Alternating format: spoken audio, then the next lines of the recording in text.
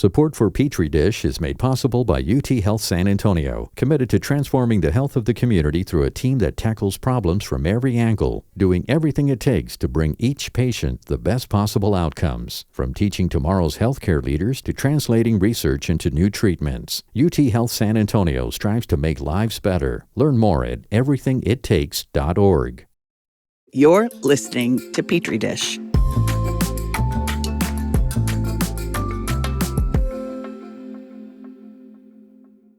It was really a delightful, sunny, picture-perfect spring Tuesday in Texas. School kids across the state were preparing for summer break, feeling that giddy rush I'm sure many of us remember that comes to kids in those last loose days of the school year when unstructured hours of summer fun spool out before them. Good afternoon. I'm Anne-Marie Espinoza, Executive Director of Communications and Marketing for Uvalde CISD. When came a dispatch from a small city in South Texas. Please understand at this time, we will be making a statement and not taking any questions. That would devastate and disorient the entire country again. Here to provide our statement is our Uvalde CISD Chief of Police, Pete Arredondo.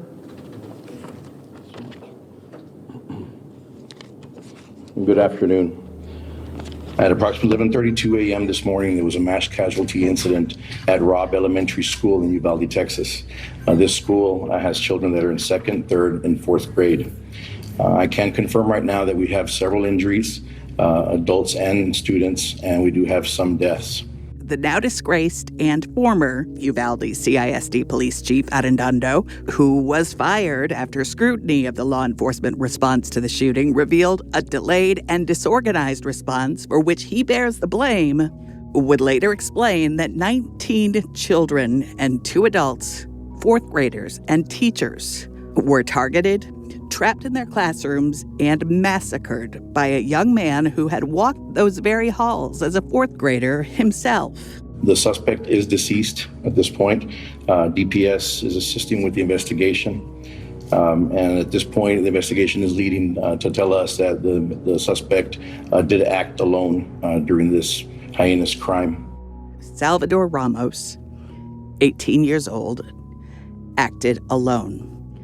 A former Uvalde student who started school with this year's graduating class, but who was involuntarily withdrawn from the district in 2021 for poor grades and attendance, despite being 17 at the time. He'd only completed 9th grade.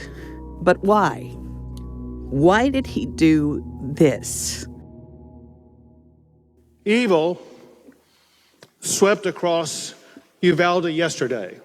Texas Governor Greg Abbott the day after the massacre. Before coming out here, we had a long discussion with law enforcement at all levels. We had a discussion with community leaders, elected officials. And I asked the sheriff and others an open-ended question and got the same answer from the sheriff as well as from the mayor of Uvalde. The question was, what is the problem here? And they were straightforward and emphatic. They said, we have a problem with mental health illness in this community. And then they elaborated on the magnitude of the mental health challenges that they are facing in the community and the need for more mental health support in this region. This is a polarizing statement for many reasons. In the nearly 2 months between May 14th and July 4th of this year, 3 young men took high-capacity, magazine-fed, semi-automatic, high-velocity firearms, assault rifles, and shot them into crowds of innocent people, killing a combined total of 38 of them. So, it's the guns, right? That's certainly part of it. And these men weren't driven by mental illness in the way we typically think of it, right? They weren't experiencing the types of hallucinations or delusions one might associate with, say, schizophrenia. They weren't driven by depression. They weren't having an anxiety attack. They weren't in the grip of a manic episode that one might associate with bipolar disorder. They may have had some of these diagnoses, but they were not the reason they committed these crimes. In fact, people with those types of mental health challenges are far more likely to be victims of violent crime than to commit one. So mental illness, at least in this way, is not really part of the equation. So what role does mental health play in these shootings, and does the lack of access to mental health care across the country make future mass shootings more likely? Well, we asked a lot of experts, and we'd like to share with you what we've learned. From Texas Public Radio, this is Petri Dish. I'm Bonnie Petrie. Okay, the House Committee on the Robb Elementary shooting will now come to order. Clerk, call the roll. Representative Burrows? Here. Representative Moody? Present. Justice Guzman? Here. Quorum is present. Okay, a quorum is present. First, In the difficult weeks after the massacre in Uvalde, the Texas legislature charged 3 people with sorting through what we knew and finding out what we didn't know related to the shooting. On Sunday, July 17th, the committee gathered in Uvalde, a city of 15,000 people, about 80 miles from the Texas border with Mexico, to share their conclusions. What I would like to do today is start with this. If there's only one thing that I can tell you is there were multiple systemic failures. Representative Dustin Burrows was the chair of the investigative committee on the Robb Elementary shooting. I would invite everybody to read the entire report. You cannot cherry pick one sentence and use it to say everything without reading it all together and with context. But if we need a simple phrase to describe what the report says, again, I would tell you multiple systemic failures. The report is a hefty bit of reading, nearly 80 pages, considering everything from which doors at Robb Elementary were locked to details of the law enforcement response. I think some of the same systems that we found here that failed that day are across the entire state and country. And I do not want to say because of one thing or one person here, it could not happen elsewhere. I think that's a disservice and not the respectful thing to do. Packed into the center of the report are 10 pages examining the life of the shooter, his childhood, his family, his schooling, and his ultimate deterioration into a man who fit nowhere and whose rage at everything permeated his every action. He fits the profile of many. He came from a broken home with little to no interaction with his father. He struggled in school, both academically and socially. He struggled to fit in and eventually became isolated. He networked with his peers through social media and violent video games, and ultimately had a fixation on school shootings and even developed the nickname school shooter.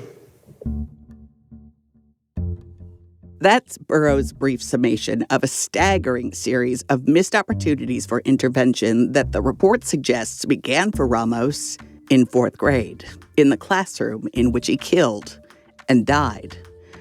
Burrows said Ramos fit the profile of many, and if that's true, we should be able to find a pattern. We can do something with a pattern. We can perhaps intervene before a troubled child becomes a deadly teenager or adult.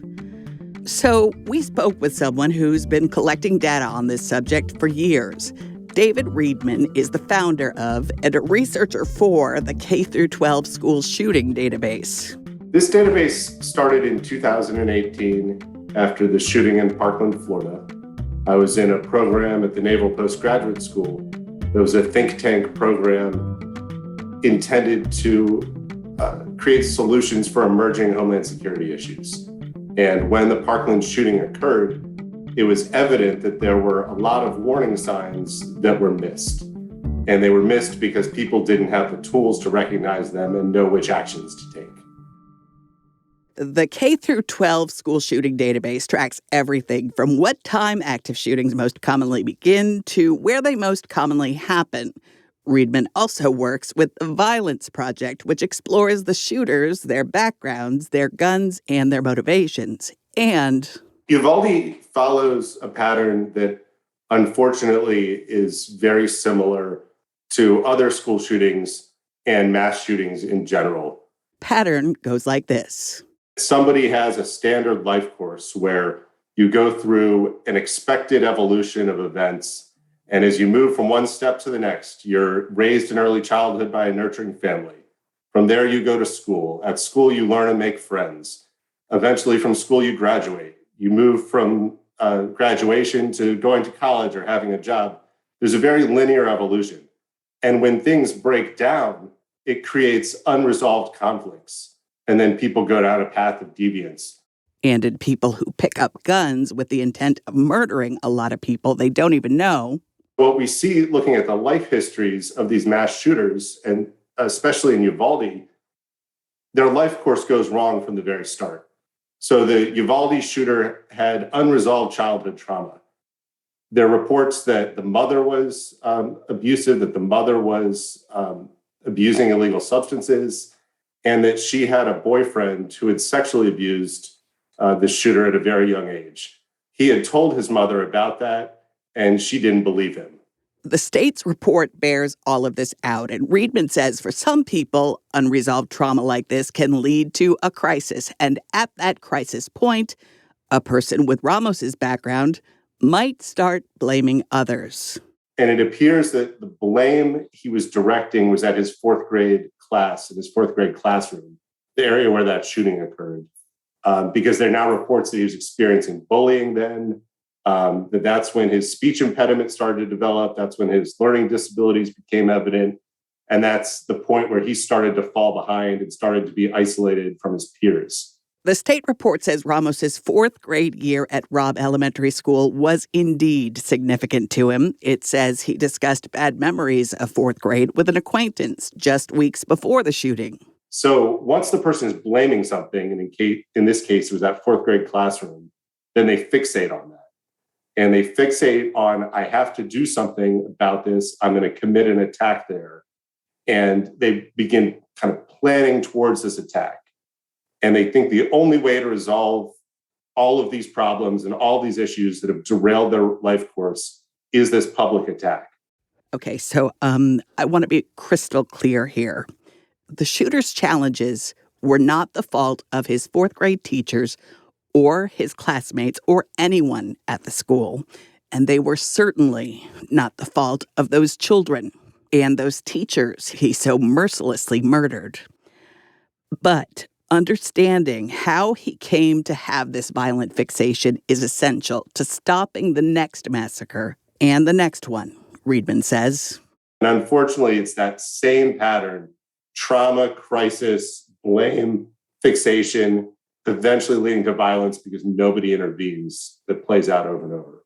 So how and when do we intervene?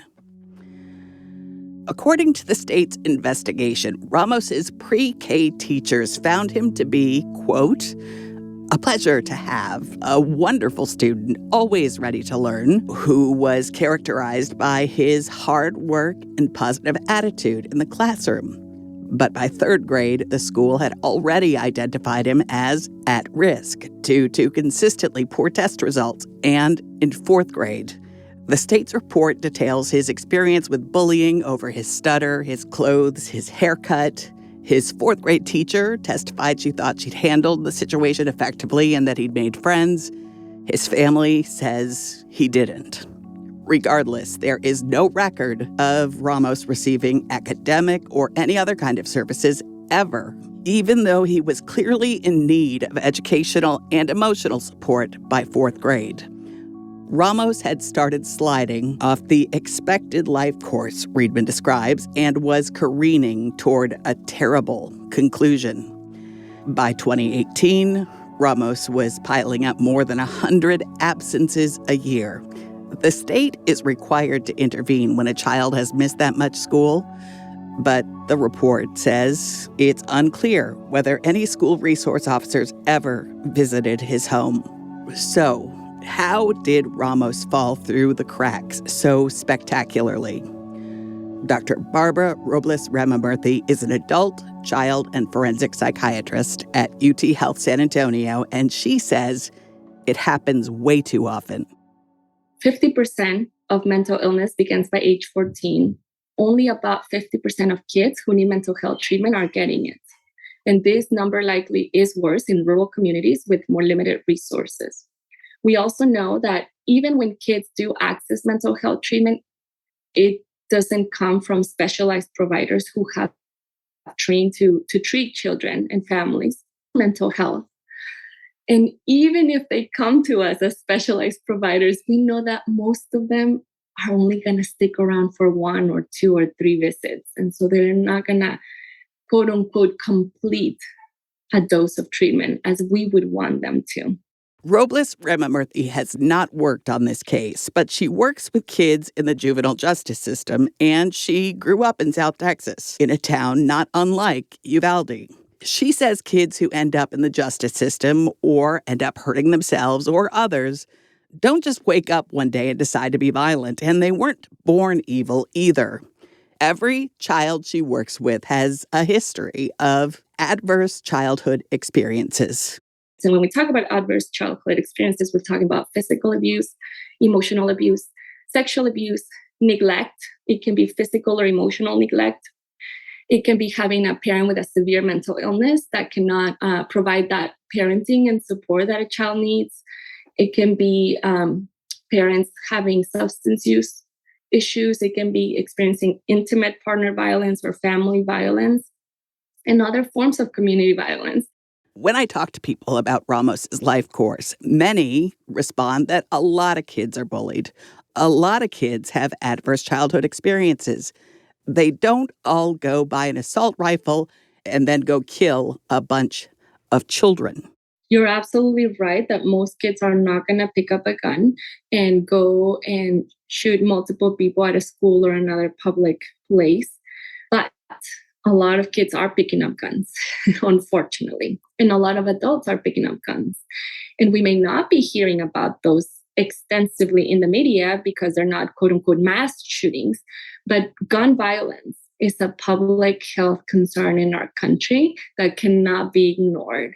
And gun-related injuries became the leading cause of death for children over the past few years, right? And so whether we want to or not, this is now everybody's problem. And it has to be on everybody's mind. Kids who are in these situations often have nowhere to turn. The mental health system is extremely, in the healthcare system, can be really hard to navigate as a whole, and let alone if you live in communities that don't have the resources or you yourself don't have insurance or other resources. So, Robles Ramamurthy says, the mental health field is trying to expand its reach to increase the mental health competence of people who are in frequent contact with children. And so the primary care doctors, the pediatricians, even teachers, there's a lot of ongoing initiatives trying to promote mental health awareness and education at every setting so that it doesn't matter who's looking at that child. Somebody can say, when you're ready, here are some resources to access for mental health care. This is especially important in rural areas like Uvalde, where mental health professionals have been few and far between. According to the Department of Health and Human Services rankings for 2022, Uvalde had one mental health care provider for every 1,780 people. By contrast, the best performing counties in the United States have one provider for every 250 people. Rural areas across the country have numbers similar to Uvalde's 2022 numbers. They're what's known as mental health care deserts, and troubled kids may have to suffer for months or a year or longer before getting in to see a mental health professional. Now, Uvalde's numbers will certainly improve in next year's HHS survey because resources have flooded the city and county since May 24th. But what about everywhere else? So, it's something that needs to be addressed in rural communities, not just in Texas, but in other states too, have been left behind. We don't have the services that we need. That's Uvalde's mayor, Don McLaughlin, and when Petri Dish continues, we'll hear from him and talk more about the challenges of accessing mental health care in rural areas like Uvalde, from distance to stigma, and consider what to do about them.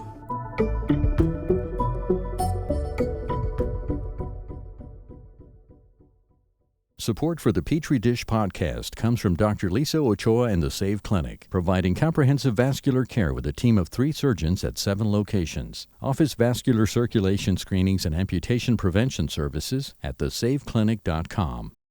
Welcome back to Petri Dish.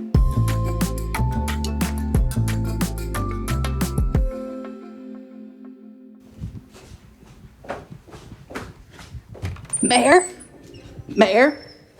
In August of this year, I caught up with Uvalde Mayor Don McLaughlin at City Hall. The mayor has been a lightning rod for controversy. He's a pure conservative partisan who's appeared on Tucker Carlson's show on Fox and tried to shout down former El Paso congressman and current candidate for Texas governor Beto O'Rourke when he interrupted Governor Greg Abbott's news conference the day after the massacre. Sir, you're out of line. Sir, you're out of line. Sir, you are out of line. Please leave this auditorium. I can't believe you're a sick son of a bitch that would come to a deal like this to make a political issue. But on this sweltering midsummer day, he was preparing to announce plans for the construction of a community center for kids that would give them a place to go and participate in all kinds of activities. He believes that's a key component to improving their mental health. While I had him, I asked him about what the governor said at that news conference that O'Rourke interrupted about Uvalde's mental health needs. One more question. The governor said the day after the shooting that officials in Uvalde said this occurred because there were unmet mental health needs. Still is. Tell me about that. Mental health has been a problem everywhere. Mental health is not 100% of the problem, but it's a problem. And it's a problem. Up until before this shooting, now we have plenty of counselors in our community right now with the tragedy that's gone on. But before that, we had 2 mental health people to cover 5 counties. So rural Texas is kind of left out. So these people get missed. They don't have the services they need. They don't have help they need. Right now, if we have somebody that we have to take to a bed, we may have to go as far as Texarkana, Texas to find a bed available. That's a 13-hour drive from Uvalde. So, it's something that needs to be addressed in rural communities, not just in Texas, but in other states too, have been left behind. We don't have the services that we need. So hopefully with this tragedy, and it is truly a tragedy, we'll bring awareness both to the gun side of it and to the mental health side of it. And Texas needs awareness. It ranks dead last in the United States when it comes to access to mental health care. It's also last in the number of people insured. But even if you are insured, 14% of Texas children with health insurance have no coverage for treatment of mental or emotional problems. That puts Texas in 48th place in national rankings, and it's 50th when it comes to the ratio of mental health providers to people, with 1 mental health care provider for every 830 people. These figures all come from Mental Health America, but the numbers are even more grim when you go out into the country. 75% of rural counties across the United States have no mental health providers, and Texas has the highest number of counties, period, with no mental health care providers. That's according to an ABC News analysis of Centers for Medicare and Medicaid Services data. They're what's come to be known as mental health care deserts. Because of that, in a lot of cases, people in rural settings are more dependent on their schools for identifying mental health needs and then providing services in schools. And that we know that creates challenges for schools because a lot of educators aren't prepared to provide that type of support. That's Keith Herman, a professor at the University of Missouri and co-director of the Rural School Mental Health Center. The idea of improving the mental health competency of the people who see kids every day is what Dr. Robles Remamurthy was talking about earlier in the show. But it's difficult because teachers are already overworked and overwhelmed, especially as we deal with the ongoing impact of the pandemic. So, I mean, we know that our teachers in rural and urban settings are stressed, and a lot of that stress has to do with workload and expectations, just providing typical education services. And so you're addressing what's a feasibility or realistic concern about what schools can actually do. Which is why Herman says he stresses the importance of preventative work with kids in, say, fourth grade. So providing, safe, effective environments at school where all kids get access to more positive interactions with adults than negative interactions or reprimands, that kids are supported in the classroom in the same type of setting where they're likely to experience success academically and socially. And so educators can be trained to provide those types of environments that we know are good for kids collectively. Herman is also talking about training teachers to look for certain things in elementary school kids that may be indications that a child is starting to, slide off that healthy path and may need some support. We know that some serious mental health concerns that are common in youth or growing common are like anxiety disorders or depressive disorders. So what we want to do is before someone experiences a disorder, a disorder implies that someone has a high level of dysfunction socially, academically, and impairment. Before people reach that stage, there are warning signs, and those warning signs are readily identifiable. Again, by behaviors that teachers and educators can see, and also especially internalizing types of problems. An early warning sign is struggling at school for almost all of them, like having academic struggles. That can set kids up on a trajectory not only for academic failure, but for enduring behavior problems, enduring emotion problems, and regulation problems. So if a teacher notices a child is starting to struggle, then what? And so in rural settings, that is one of the challenges, is if you're going to do screening, you need a plan for when kids emerge in fourth grade, fifth grade, sixth grade. Are you going to be able to service them in your own building? Or what's your network of support that you're going to provide by perhaps contracting with agencies outside your region who might be able to provide telehealth services or other types of support? There are other barriers to mental health care that really exist everywhere but are more keenly felt in rural areas. Lack of insurance, lower income than in urban areas, lack of trust in the healthcare industry, and stigma. Herman told me a story about these really neat mental health access centers they have in his area of Missouri. They're a one-stop shop, essentially, for all your mental health care needs. One is in an urban area. Rural clients have to drive there, so they decided to build some satellite offices closer to where the rural folks lived. What we found is that the rural families in the rural settings didn't access those satellite offices. They preferred to come into the city. And when we asked them, it was because it's more anonymous in the city. It's more visible to walk into a door that's a mental health service provider. I'm from a rural area, and I can just imagine the scenario, right? A neighbor drives by the mental health office and sees my car because we all know each other's cars. And look, Bonnie's getting mental health services. And before I get home, everybody I know knows. And so I do think there's different, even though stigma can be fairly universal experience, that there's unique aspects of stigma that someone in a rural setting might have because of people getting in their business, because it still is that sort of like the potential for discovery of something that I should feel ashamed about in a stigmatized framework, right? Rather than being more open to viewing it as a resource. It becomes more as a burden if you're approaching it from that lens. And in places like Uvalde specifically, which is more than 80% Latino, there may be cultural reasons for the sense of stigma, according to Dr. Robles Ramamurthy. Absolutely. Latinos do have some cultural barriers that impact the way that we access care or stay in treatment. But I want to preempt that by saying that our nation has a problem with stigma, right? I mean, most people are not interested in talking about mental health, let alone children's mental health. But she says in many Latino households, there is shame in what she calls putting your family's problems out there. In Spanish, we say los problemas de la casa se quedan en casa, o los problemas de la familia se quedan en casa. The family's problems stay at home. And then there's that sense of guilt that all parents get, including me, when they feel like they're failing their child.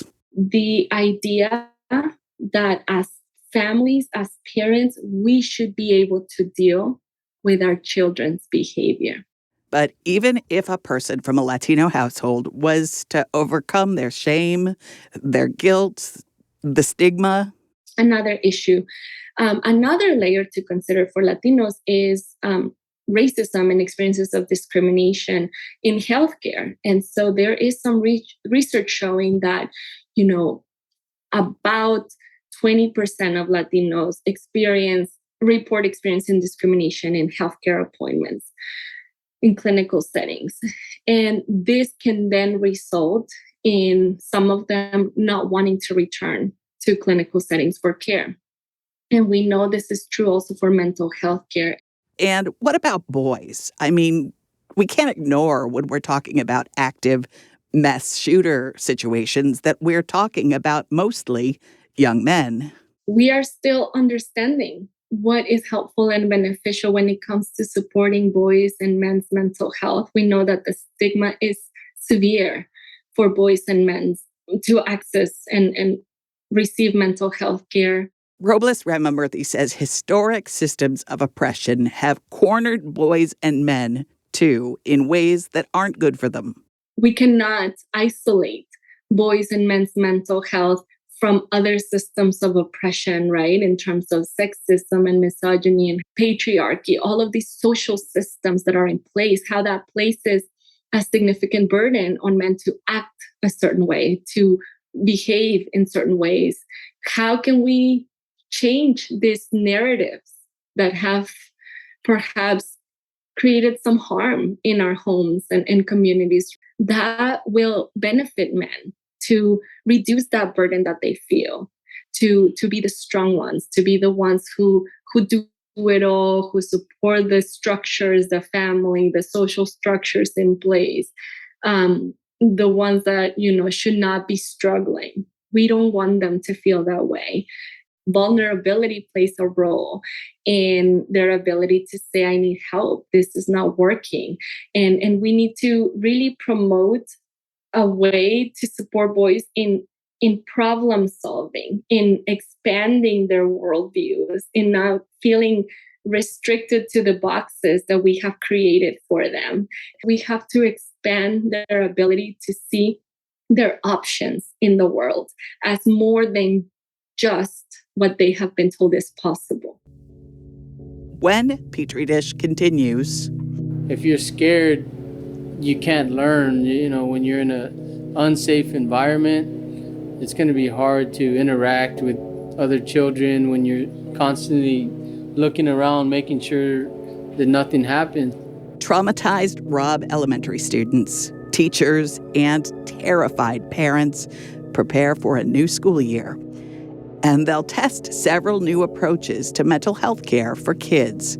Can these programs improve access for everyone? That's next.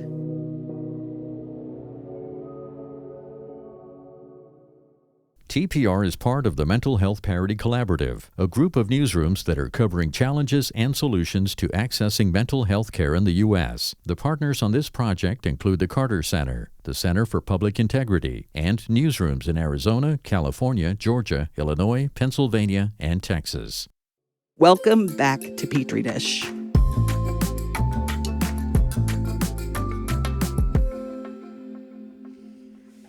want you to just get actually, let's just stay here. Nicole Ogburn is a fourth grade teacher, and on May 24th, 2022, she was a fourth grade teacher at Robb Elementary School who saved her students and herself by escaping through their classroom window. So we had to open a window with bullet holes and glass everywhere to get out. And when we opened it, there were just, I don't know how many officers outside pulling us out the window. We put a chair, we jumped, we were just filing kids out the window as fast as we could. She spoke with Juana Summers with NPR's All Things Considered just before the school year started. She was preparing her new fourth grade classroom in a new building called Uvalde Elementary and thinking with trepidation about the year ahead. Am I going to still be able to keep my composure when those kids come in and they have an anxiety attack over being here at school and feeling scared? Am I going to be able to handle that? And I hope I am, but I'm not sure. And despite the flood of resources that have come to Uvalde since the awful day in May, Uvalde is probably the best resource town in Texas right now when it comes to mental health. She's not the only one fighting not to be hobbled by fear. Mental health is on everybody's mind there.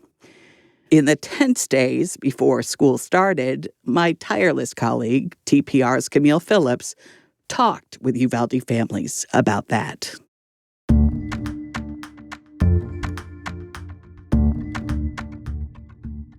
It's been a little more than 3 months since the shooting. Time has both stood still and moved along. Hello. How are you? Good, how are you? Good, thank you. At the Martinez home, it's just before dinner. Adam and Raquel have 4 kids and another on the way. Raquel is making lasagna. Do you make lasagna a lot? No. It's your first time, right? This is my first time making it. What made you decide to try lasagna tonight? Cravings. Their oldest 2 kids have finished high school, but their daughter Analia is starting 7th grade, and their son Zayon is in 3rd. Zayon was at Robb Elementary during the shooting. They went on lockdown, and he was under his desk for quite a while, waiting, and he was crying, and kids were crying, and apparently they heard some shots that sounded like fireworks. Adam Martinez says for the first few weeks afterwards, his 8-year-old son was somber and didn't play much. To help him cope, the Martinezes got him a guinea pig. What's that? It's a guinea pig. A guinea pig? What's its name? Max. Max? And now he's gotten back to normal pretty much, where he's just joking around, being active. But there are some things that trigger him, like loud noises. He wants the door locked all the time, and before he never really worried about the doors being locked. Martinez says Zayon also has nightmares and trouble sleeping. And he's not alone. Many kids and parents are still scared. The Uvalde School District is putting up 8-foot fences around the schools, and 33 state troopers will be stationed at the schools this year. Those measures made Adam Martinez feel better about sending his kids back. But Analia and Zayon told their parents they're scared because they don't trust the police to protect them. They're worried that if it happens again, it's going to be the same scenario where they don't go in there, they don't protect them. So it doesn't matter how high the fencing is or how many police officers are there, they don't feel comfortable right now. The Uvalde School Board fired the school police chief who was in command during the shooting, but the district's other officers are still on the job. And it's likely some of the state troopers assigned to guard Uvalde schools this year were also on the scene in May. I wish I could tell them, well, those cops are gone, son. They won't be back, but I can't. They're the same cops. Those same cops are going to be there. So Adam and Raquel decided to enroll their kids in the district's new virtual option instead. If you're scared, you can't learn. When you're in an unsafe environment, it's going to be hard to interact with other children when you're constantly looking around, making sure that nothing happens. The Martinezes plan to reassess whether to return for in-person classes after the first semester. A lot of the Uvalde School District's security upgrades aren't done. Fences are only up around 2 of the 8 campuses, for instance, and the district's own investigation into its officers' actions that day hasn't even begun. So then wait, I'll meet you at the main road when I'm done with her right here. This past Friday, Angeli Gomez was with a group of mothers who call themselves Fierce Madres. They got together after the shooting to become politically active. On this day, they're going house to house, stumping for a state legislative candidate who wants stricter gun laws. Gomez is known for something else, too. She was the woman who fought her way past the police line at Robb to save her 2 sons during the shootings. We set up lawn chairs outside her grandma's house to talk. Gomez says she was originally planning to keep her kids home from school, but towards the end of the summer, her son said they wanted to return. I mean, I can't hold them back because they just want to go catch up with friends and really do sports again. She's going to let them go back, but it's not been an easy decision. Like, just thinking about it, I feel like on that day I'm going to cry because it feels like kindergarten, but like it feels like I'm letting them go and something they could not come home tomorrow, and it would be my fault for letting them go back. Gomez is a single mom and works long hours in the field harvesting onions and cucumbers and chiles. She says it would have been really hard to figure out childcare if she signed her sons up for virtual instruction. And a lot of parents are just like her. I can't stay home. I'm one of those. I can't stay home. I have to work. So and then who's going to watch our kids? The first day of school brings back all the fear she experienced on May 24th.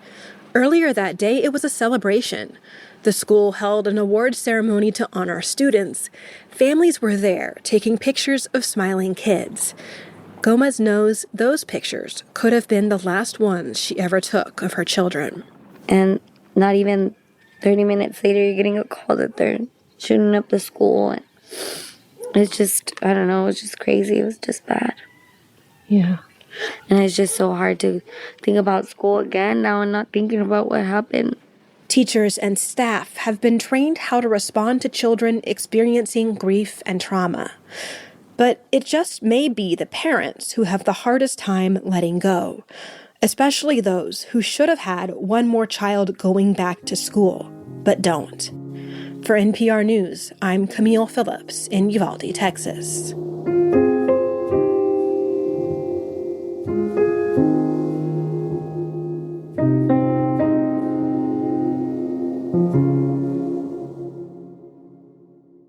Parents in Uvalde who send their kids back into school buildings right now are taking a great leap of faith. Teachers who go back, they are too. Like Nicole Ogburn, the teacher we met a few minutes ago. Okay, so this is kind of just like this social emotional learning. Like every day you kind of want to know how your kids are feeling, because sometimes that can gear how your lessons are going to go, or how that child may just need to be by themselves that day and not, don't need all this people right around them. Ogburn is showing NPR's Juana Summers her classroom, which now includes a piece of black poster board with bright confetti-like polka dots around the border and plastic pockets for little gingerbread people, one for each student. So this is it's called how do you feel? And so you have ready to learn, happy, calm, tired, confused, sad, nervous, and angry. So then there's these little people.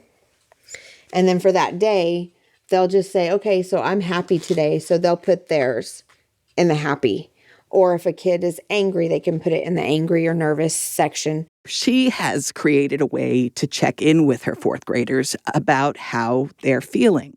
So that myself and my co-teacher, Miss Alvarado, we kind of know, okay, this is how they're feeling today. So we may need to be a little more cautious of how we approach them. So this is just kind of our way of seeing how they're feeling for that day. So maybe if we just need to take that moment, we can with them. Social emotional learning helps kids identify what they're feeling and teaches them the language that will help them express themselves in healthy ways throughout their lives. Their needs, their worries, their hopes, their fears. I know the first few weeks, I'm sure they're all going to be pretty scared and anxious. But then throughout the year, there's going to be other emotions, I'm sure, that play into just everyday family life things happening. So we wanted to really, how are you feeling today? And start with that. It's that kind of screening, like Professor Herman talked about earlier in the show, that lets teachers take their students' emotional temperatures. And it's something Josh Knutson has tried to replicate with the Rhythm app, which is a software tool that will also be available to students in Uvalde this year. Rhythm is it's a wellness check-in tool. So I'm gonna, as a student, I'll come in, I'll check in. It's across several categories: mental, energy, emotional, physical, social. It's all emoji based. It takes 30 seconds to a minute to complete it, and then as soon as students finish that, this system also will say, "Hey, well, what's going on with this student, and what do they need right now?" And we actually launch right there in the moment, individualized, adapted. Pieces of content all under 2 minutes that actually help students develop some of those soft skills and get more ready to engage in class. So if a child is stressed, they might get a video that sounds like this. Let's take a few breaths.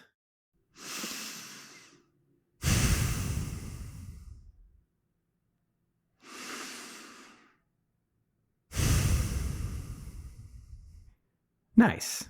Because in order to really sit down and learn, the thinking parts of my brain need to be turned on. And the way the brain works, the way the body works, the way the nervous system works is that if I'm not regulated, if I'm angry, if I'm anxious, if I'm hungry, if I'm just excited, the activation of my brain shifts to different parts of the brain, to the emotion centers, and it reduces activation in the thinking and learning centers. And so in an education context, if we think about learning, emotion regulation becomes fundamentally important for a student to be able to sit down and take in information and retain it. Rhythm also shares check-in information with teachers so they can track who's, say, feeling sad a lot and who may be feeling angry a lot. And being able to identify students, human people that are experiencing challenges earlier up the chain, I think can be a major preventative mechanism. But what do you do when you've identified a child who might need a little more help, particularly in areas where mental health resources are limited, in those mental health care deserts? In Texas, your school district might have a program called TCHAT, Texas Child Health Access through Telemedicine. Our job, we are mental health providers providing a healthcare service. So whenever a young person is identified who has needs that are beyond what a counselor could assist them with, then they could, with the parent's permission, make a referral for our healthcare team to talk to the parent, get a consent, and then provide an assessment for the family. Laurel Williams is a professor of child and adolescent psychiatry at Baylor College of Medicine and part of the Texas Child Mental Health Care Consortium. She is overseeing the implementation of TCHAT across the state. It's telemedicine, like a Zoom meeting with your doctor, so distance doesn't matter. Uvalde is an hour and a half from San Antonio, 3 hours round trip. A lot of families just can't make that work. And so what TCHAT allows us to do is allows us to go into the schools, and so that families don't have to have their young person leave for lengthy periods of time to go to a healthcare visit. They can step out of a class, walk down the hall, have their private, secure healthcare visit through telehealth, and then go back to class. What does that look like in practice? KUT's Seema Mathur in Central Texas walks us through it. Dell Medical School provides the therapist to Austin area schools. Dr. Nithya Mani is a pediatric psychiatrist and the associate director of TCHAT at Dell Med. I cannot stress enough how much this has impacted access to care. I see kids on a daily basis who would never be able to find their way to a child psychiatrist. And that to me is really huge. Dell Med is one of 12 Texas higher ed health institutions that's providing therapists to public schools through TCHAT. Dell Med's Dr. Mani says clinicians do have to work a little differently to engage with kids online.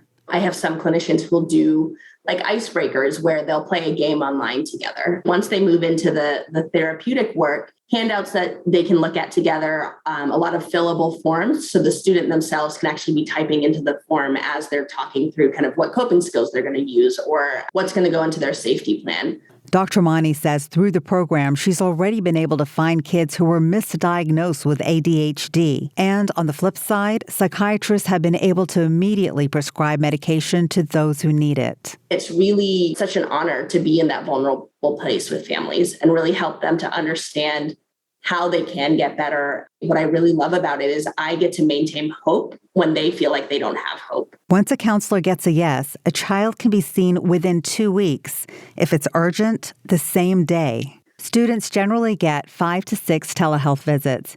After that, if needed, parents are connected directly to providers. Reporting from Central Texas by Seema Mather. Now, TCHAT has been around since 2019, developed in response to the 2018 school shooting at the high school in Santa Fe, Texas, in which 8 students and 2 teachers died. After Uvalde, the governor and the legislature decided that access to TCHAT should be rapidly expanded, and the TELA mental health program should be made available in every Texas school district that wants it by next fall. Laurel Williams, again, who's overseeing the implementation of TCHAT, says some rural school districts have been a little slower to get on board, despite the obvious benefits. So obviously, Texas is big enough to have like 1,000 cultures and ways of being, right? There's no one Texas, right? We're definitely a composite state. When I talk to my teams that are in more of our more rural areas of Texas, there is a sense that the rural school districts and providers want to get to know you first. Like there's not like, oh, I'm going to phone call and I'm going to Zoom and then they're going to buy into the program and they're going to join. So it's actually a lot of equity of going out to places, visiting, having an actual handshake, look you in the eye kind of process. We approach things very differently. We're not here to tell you what to do at the school. We're here to be a support. And I think sometimes they're a little bit hesitant to believe us. Like, are you really, because I think the idea is, oh, you're going to come in and then you're going to tell us what to do. Like, nope, we're never going to tell you what to do. We're only ever going to partner with you. And if you say you really need this campus is the one you need the most help with, then that's the campus we're going to help you with. So I think that trust just has to build, and you don't build trust overnight. The Uvalde School District is among those that will be using TCHAT services this school year. The district did not have TCHAT when Ramos was a student. If it had been available then, or I guess if we could go back to when Ramos was in 4th grade and, give him a safe place where he could talk through his problems with a mental health professional before he plummeted through those wide mental health care cracks that children and their families too often fall through in the United States, could it have prevented the horror that was to come? There's no way to know. Of course, Williams doesn't know. But I do think that we can help prevent people committing suicide. We can help prevent people from being so depressed they drop out of school. We can prevent people from maybe starting substance misuse and having additional problems. So I think that we have to also remember all the other things that we can help prevent by having more children have access to our services. And obviously, we all hope that we can come together to prevent another school shooting.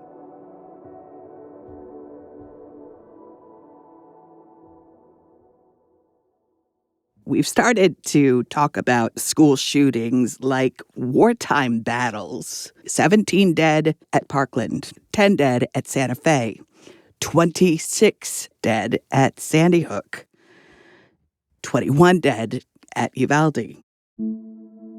Using this language of war about schools is not okay. To just acquiesce as our children are massacred, to just shrug our shoulders and wait for the next one, the one that might claim our child. What kind of culture is okay with routinely sending their children to their deaths when there are tangible ways to stop it, or at least try? We are not powerless, and if this is a war, it's a war with our own passivity and stubbornness. There is a mental health crisis in this country. Our children are crying out for support, and we are doing very little to help them. Now, in this episode of the show, we've explored some actionable ways to improve mental health care access to children, no matter how much money their parents have or where they live. These programs will need funding, and we must support school board members, town and city council members, and state and federal lawmakers that are willing to fund them and to improve mental health care access in other innovative ways. Uvalde right now might be a model for how to better reach kids in rural areas, but there are thousands of other towns where kids are suffering right now with no one to help them. And there's more. We need to support families that are struggling, parents who are having troubles with their own mental health that leave them unable to be the fully present parents they want to be and that their children need. We need to stop judging the mom or dad who doesn't have it all together and instead find ways to support them, to support each other. We need to talk about the online world in which many of our children spend a significant amount of their lives. It's difficult for a lot of us. We're not digital natives like our kids, so the whole concept of virtual cultures that are just as real as the ones we live in can be confusing to us, but they are very real to our children, and they can be merciless. There's bullying and doxing and revenge porn and entire internet cultures, usually accessed through video games, that exist solely to target our young men in terrifying ways, luring them into worlds filled with vicious misogyny, racism, anti-Semitism, white supremacy. These places stoke real-world rage and real-world violence right under our noses without our knowledge or permission. Talk to your kids about what they're experiencing online, and let's talk to each other about how to block these forces from our homes. We need to talk about guns, too, like rational adults, and we all know it. Right now, and for years, we've been acting like spoiled children while our actual children face firing squads. Still, there are many sensible people in this country with sensible ideas that seek to protect both our children and our rights. These are not all-or-nothing propositions. Let's listen to each other. And we need to fight the stigma that comes with admitting we need mental health help. Seeking help for your child is not an admission that you're a bad parent. It's evidence that you're a good one. And seeking help for yourself so you can be the parent your child needs, there is absolutely no shame in that. How do I know? I've done it. 19 children and 2 teachers died on May 24th, in part because we've been refusing to take any of these things seriously for far too long. Salvador Ramos was 8 years old when Sandy Hook happened. If we'd acted then, would we be grieving Uvalde today? I don't know. But I do know that we can help the troubled 8-year-old who is starting to struggle today. We can do that. We're the grown-ups here. We owe it to our kids and those we've lost to try.